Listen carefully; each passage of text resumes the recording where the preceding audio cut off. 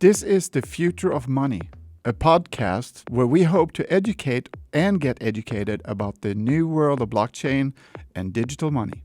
And my name is Eric Den Boer, and I will be your host.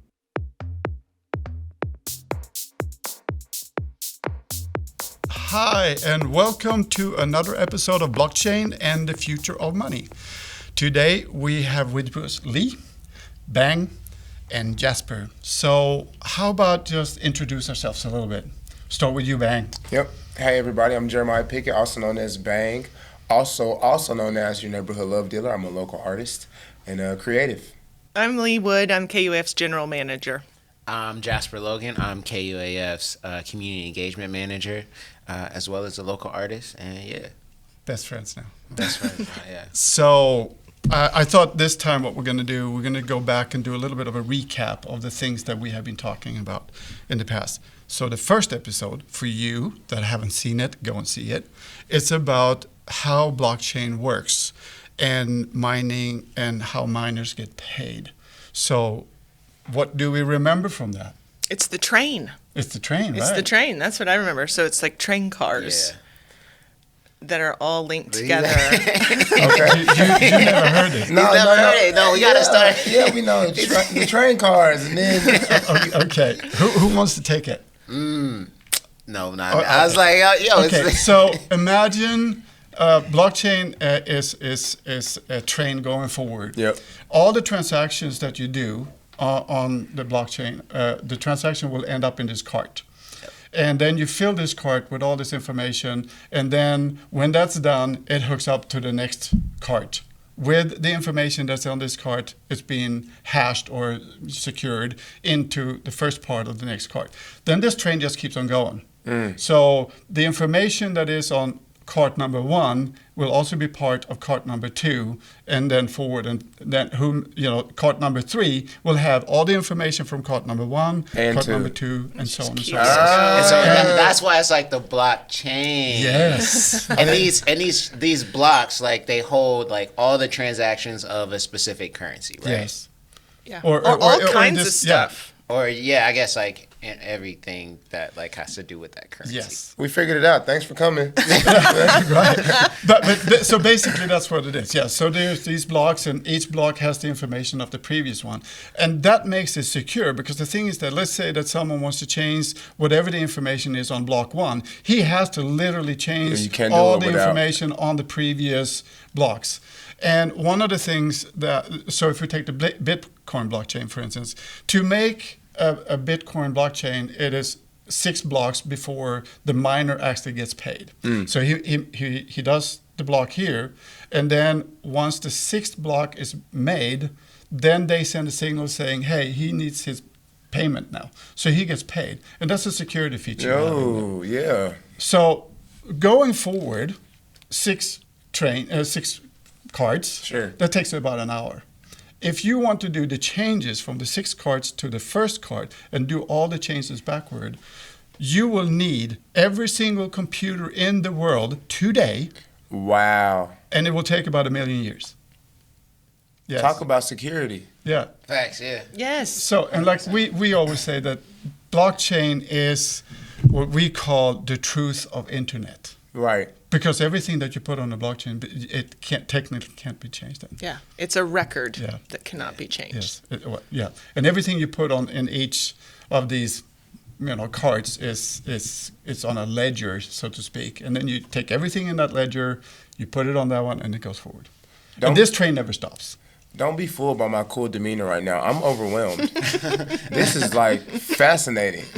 Well, that's what you hear. Welcome. Okay, there we Welcome. go. That's the recap. But I feel like we did pretty good. Yes. Yeah, I feel like I explained. We like, remember. Yeah, like the block, right? The blockchain. Yeah. Yeah, this is excellent.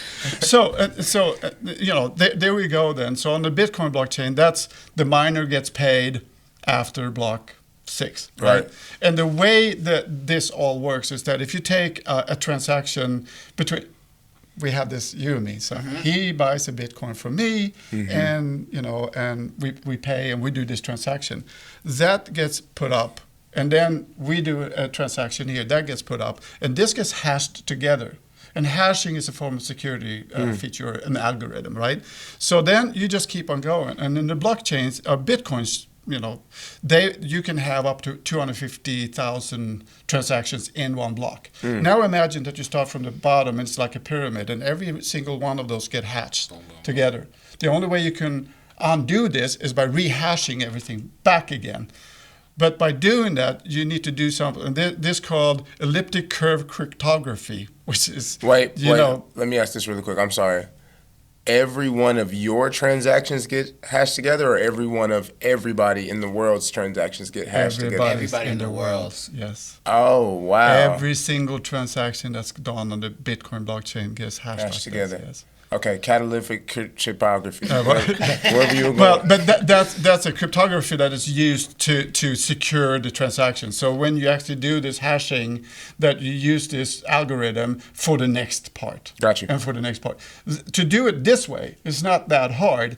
Do it the other way around takes a lot of energy and a lot of computation to do. And that's why I said it could take 1 million years to go back to this. Sure.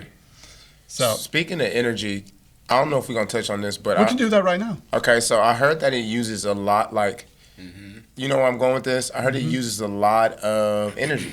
Yes, it does. In order to make this work, or to make it, you know what I mean? And so I'm hearing stories about like people being concerned about the environment and like all of this different stuff. What do we know about that? How are we figuring out ways to regulate? Are we figuring out ways to regulate? Is this going to be the future of money at the expense of the world? Like, where are we at on that? He was so good. That was a good. Yes, I see good. what you I did there. I told you, I see what you did Yeah, there. I'm just playing the fool. I'm an expert, okay? I know all of it. No, I'm just kidding. Well, you want to take it? Well, these are the things that I remember about this. Okay, yes, so it does take a lot of energy because it takes a lot of computer power to hash and to mine and to do all the things. So there've been, it's kind of in debate right now. And there's some countries like Iceland, for example, who has sort of embraced blockchain and mining and has created the environment like opportunity for people to come and do it there, but they're using their geothermal energy to help run it, so it's not just using fossil fuels. So there's an option in that way. There's also been talk, Ted Cruz said this, which is crazy, but proposed using, there's the flare-offs from oil wells, and they're all over Oklahoma and Texas, where they're just burning off the methane, and instead of burning it off, using it as an energy source for some of these servers and computer systems and that kind of thing. But the real good question is about regulation, and it's not happening yet. There's just a lot of talk that I actually this week I've seen some regulation coming out. There's proposed regulations, but that would be a whole different episode. So we'll talk about that season later. 2, yeah. But yes, you're absolutely right. Good, You have El Salvador. That was really good. Yes, El Salvador that is using volcano for energy and all that kind of stuff. Wow. And one of the things is, and we talked about that also, is that in this community of miners and blockchain and all that kind of stuff, the people there are, I want to say, more, environmental friendly. So a lot of them already felt bad that they were using, coal or oil or whatever. And they wanted to move away from it. And one of the biggest miners in the world for a while there was China. But then China went in and said, no, you can't do mining in China anymore. You can't take that energy. And pretty much overnight, you saw it just drop down to nothing. Wow. And now it's starting slowly to go up again. But the most of that energy consumption that's happening now is green energy. Yeah. We're going more and more and more towards that. Cool. And I do think that in the future we are probably going to see 99% of all mining that is going on is going to be green energy. Sure. And since we're talking about mining, there's also, you have what's called proof of work mining. We're just sliding into that, right? So proof of work mining is what you do with Bitcoin when you're actually using a lot of energy and stuff like that. But you can use something called proof of stake, which actually, where you have bought a whole bunch of that cryptocurrency or token, and then you use that as a leverage in when you create the tokens. So you're actually not using the same energy anymore. And so Ethereum is a good example here. Ethereum wants to move from proof of work to proof of stake. And they have said that if we move all Ethereum mining from proof of work to proof of stake, it will go down with 98%, the energy consumption. Wow. So That's crazy. then you start seeing, but when we're talking about, proof of work and there's different kinds of proof of space, proof of storage, proof of time, and all that kind of stuff. So I do think that certain currencies, or let's just say blockchains, because there's some of the blockchains that is not considered being just currencies. They are not going to be that big of an energy consumer as some of the proof of works that they're out there. But you're going to need both of them. Gotcha. So, you're going to have some that are doing proof of work and some of them that are doing proof of stake or proof of storage or whatever it is. So. And it's like you said, I feel like the world is becoming more conscious of that. Mm-hmm. And so they're going to adjust, you know what I mean? They're going to be like, all right, well, how can we adjust to make sure this doesn't happen and we can do this better? So. Yeah, that's something that I really love is that the new generation that is growing up now, they are so green conscious, if I can use that word. Yeah. So I do think, and they are the ones who are going to take over, especially after me, and they're going to say, yeah, we're not going to do that unless this is beneficial for my children, which is going to take over after. Wait, you mean you're not going to do this forever? Well, I wish. I mean, there's a lot of smart people out there. I think, we've figured out ways to do anything we wanted to do. They'll figure out a way to make this, Yeah. Look at history. Totally. The human race have always figured out a way to do something better. Yeah. And Yeah. No, I think that there's it's kind of already been proven that there's a commitment to exploring this new currency, new way of dealing with money and new ownership and all kinds of stuff that people are committed to and moving in that direction and will find ways that it's beneficial and that it works for the energy consumption part. But it's they're not going to throw it out. Sure. I think there's a commitment. I mean, El Salvador's national currency is Bitcoin. Yeah, that's the legal tender. Actually, really? You can pay your taxes in Bitcoin. No way. Yes. And actually, there is a country in Africa that's doing the same. And right now, I think there's 7 countries that are contemplating doing the same thing. And El Salvador actually hosted a conference about a month or so ago, where everybody that came there, it was 44 different countries coming there to talk about legal tender for their currency in that country. All right, okay, let's get into it right now. Okay, here's my question. Because as fascinated as I am by this stuff, I'm still very much, I think I can be a dinosaur set in my ways when it comes to certain, mentalities and new experiences. Okay, I see $100 bill, and I know that's $100 bill. I see 100 ETH or whatever, 100, the equivalent in, crypto, and I'm like, is it the same? And how I was watching a video of a popular rapper named Rick Ross. And so Rick Ross is like, I see the crypto guys all the time and they're talking about all of this money that they got, but where is it? He's saying, show me. He's like, I got a 400-acre estate and I can show you that. But I know you got all of this in Bitcoin, but so that's my question is how, I mean, physically holding something in your hand. Yeah, I think for me that's what it is. It's just I can have the idea of. I mean, it's the same with a bank account, right? I look at my account. Where do you keep the majority of your money? Mine, personally, piggy bank. I don't got that much. No, I'm kidding. My bank account. Yeah, and where do you go pay and how do you pay? Credit cards, right? Yeah, same thing. So you're using that's technically digital money. Thing, yeah. I think there will always be a use for fiat currency. There will always be bills, right? Because not everybody, you go to a flea market, and they might not be able to take currencies or the dollar or whatever. And so they want to have this currency. And when you talk about different kind of currencies, well, you can say this, okay, well, you know what? Here's $100 bill, right? Well, here's 100 Swedish crowns. Yeah. Well, imagine that I take that out and say, here's a $100 bill and here's 4 Ethereums. And I have this on a credit card or this on a credit card. I think the thing, where I get hung up too is that I can look at a $100 bill and be like, okay, I know what I can get with that, right? And then I look at for Ethereum, and I'm like, I don't know where to use this. I don't know who takes it. I can't go get the same sweet purse that I would get for $100 bill. I can't do it with Ethereum just because they won't take it. You know what I mean? But that's you increasingly changing. Yeah, well, I can. I just am not going to the right places. So there are crypto credit cards. Okay. Let's say that I have $2,000 on this credit card, and I want to buy, what was it, a wallet or a purse? Right? It's a really expensive purse. Okay, I'm going to go there, and I'll take my credit card, and I slide it, and they're going to automatically take $300 out of that account where I did it. You can have a credit card today. You can apply for this credit card. You own Bitcoin. So you put 5 Bitcoin in that wallet. You go to the store, any store, slide your card, and the purse is $300.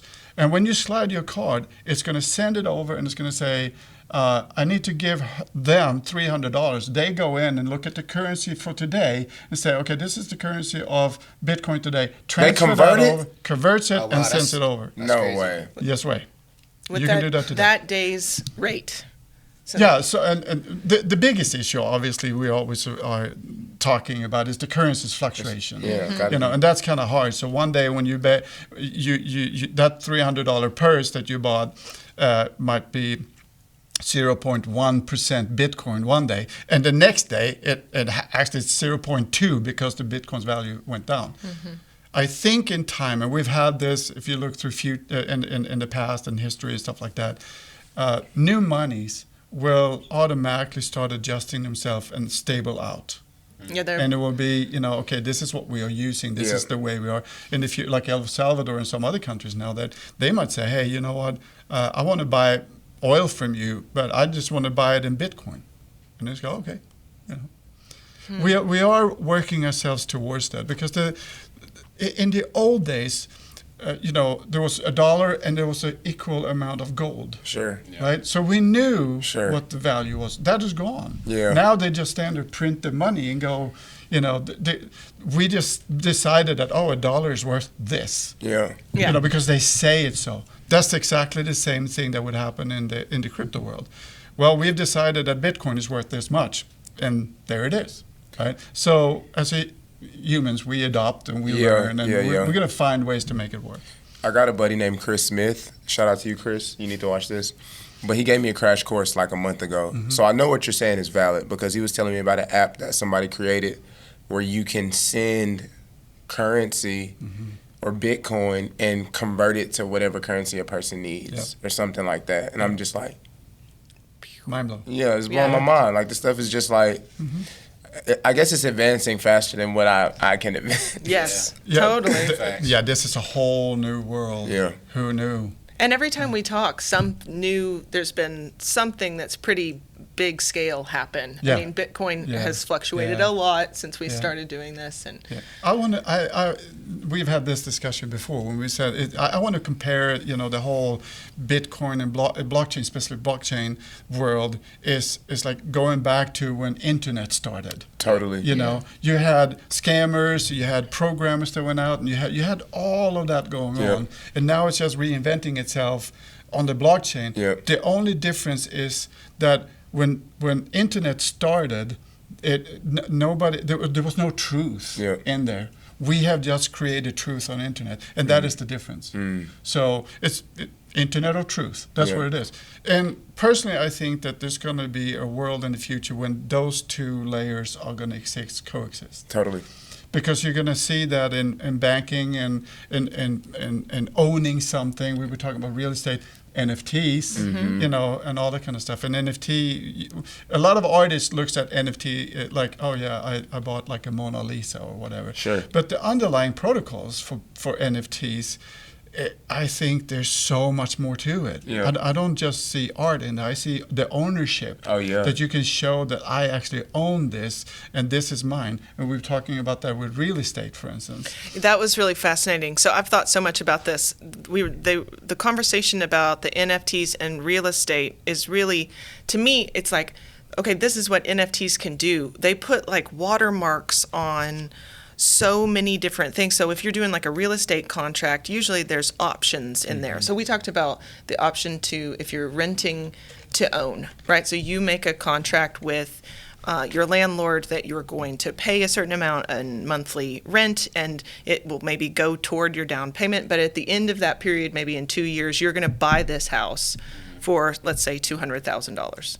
That's the agreement. And if you put the contract on a blockchain, you can also put NFTs on certain options. So you put an NFT on the agreement about how much you're going to pay in rent, how long it's going to be, and then what's that option to buy. Because if something happens in the real world, where the great example that your friend gave is that, you're buying a house because you're about to have a baby, then you find out you have twins. So it's like, well, now we got to get a different house. This house isn't big enough for us.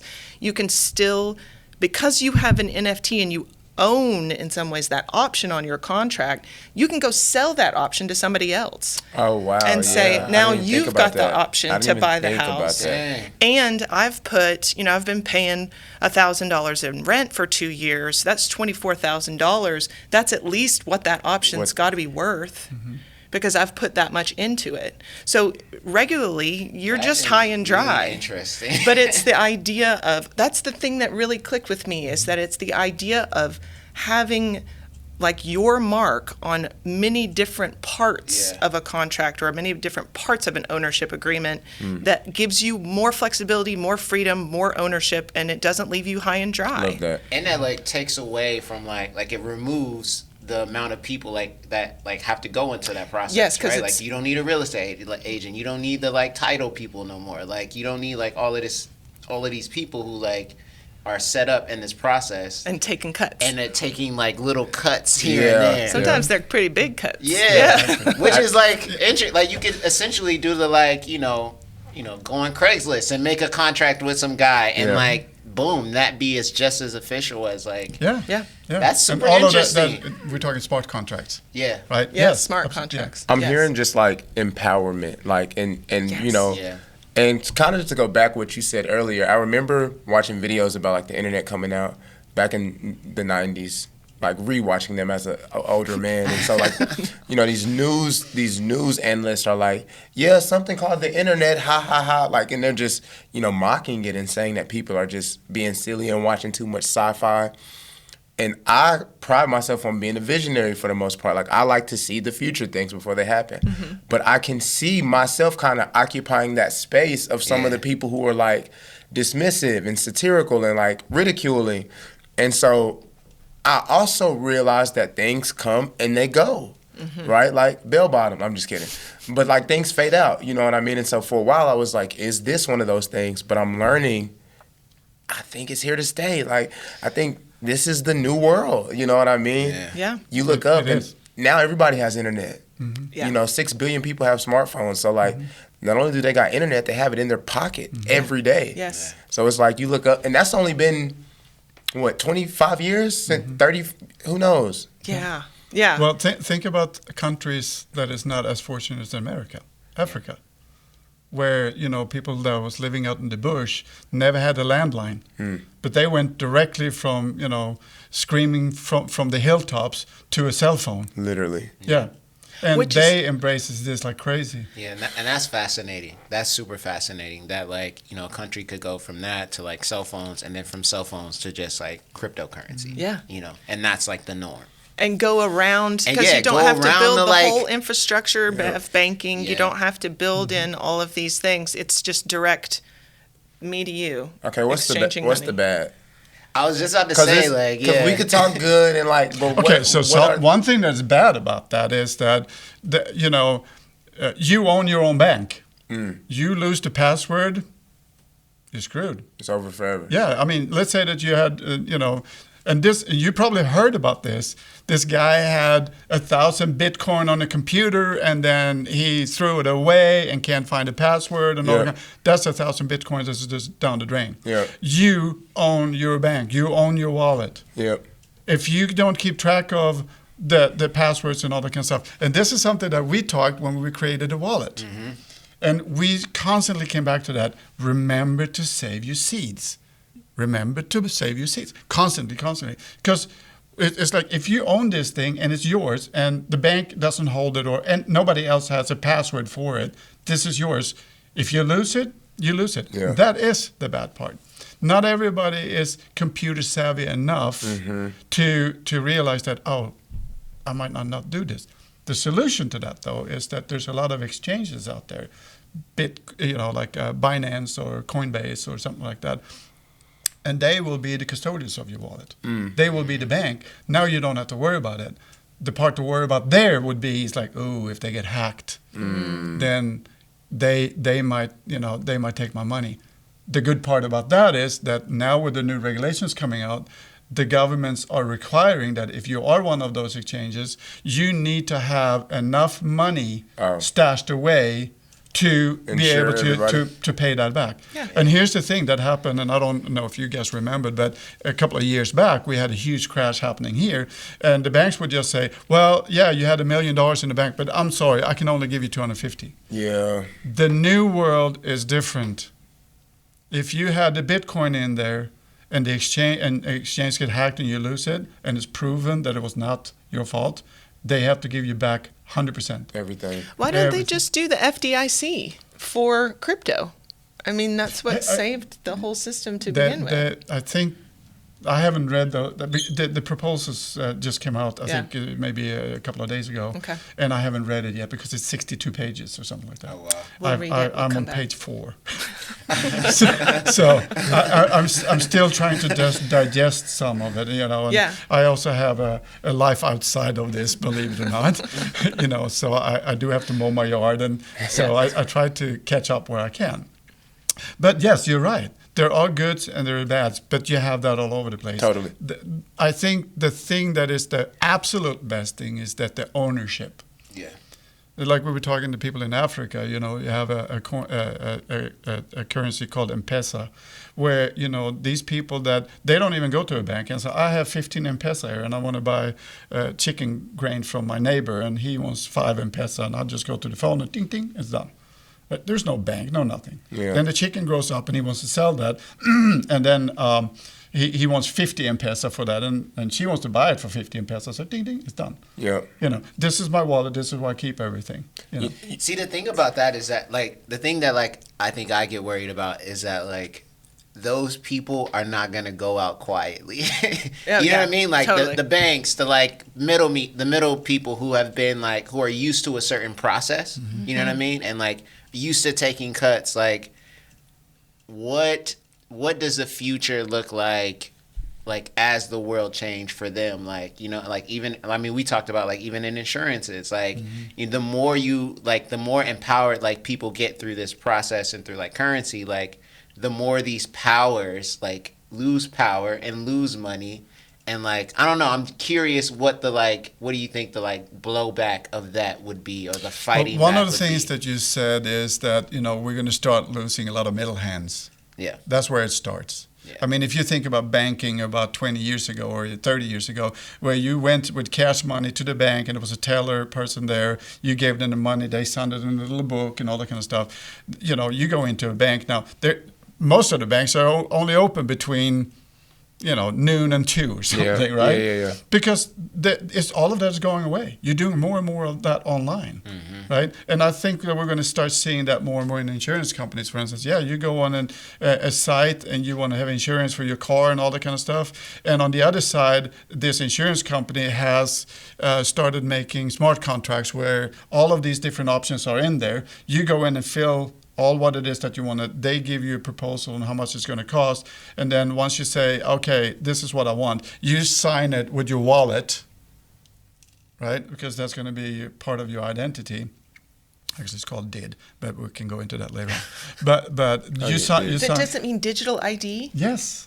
Yes. Man, sorry. I'm so dang. I'm so proud of you guys. Keep going. You're blowing Anyway, so then you sign that contract and the insurance company, boom, there it is. Right? It's all done. So you don't go to a person anymore or anything like that. You then have an accident, right? You go with your phone and you take a picture of it, and the picture is directly made into an NFT. Yeah. And the NFT is on the blockchain and shows that this is what happens. It sends to the smart contract or to the insurance company, and they look at it and go, yep, hey, that's the truth. There it is. Yeah. Right? I think, to answer your question, like, I don't know what they can do. You know what I mean? Like, once you got power, then you can control. But it's like, if go ahead. Well, no, sorry. I feel like they're going to just adapt, and because there'll be plenty of opportunities for jobs and development in just the process that makes you sense. just said. They're just going to be software developers and coders and those sorts of jobs in the middle rather than bank tellers or like loan officers. There's so much more to that, because the thing is that, not only do you need a program to do all of this stuff, you need someone that has an art or is an artsy person that wants to design what it's going to look like. How's the interface going to look like? How is it going to be easy for this person? And then what am I creating to attract more young people? I'm not going to use gray. Right? You need to have, so the spectrum of people that need to be used is going to be so much bigger. Who's going to explain it to the older people who haven't been able to adapt with the internet and like all of that stuff? Well, I'm sorry to say this, and no offense to anybody out there, but people are dying out. The new young people are Don't say that. I'm sorry. How dare you? People are dying. Yeah, I know. Just kidding. I apologize. They're not going to be here.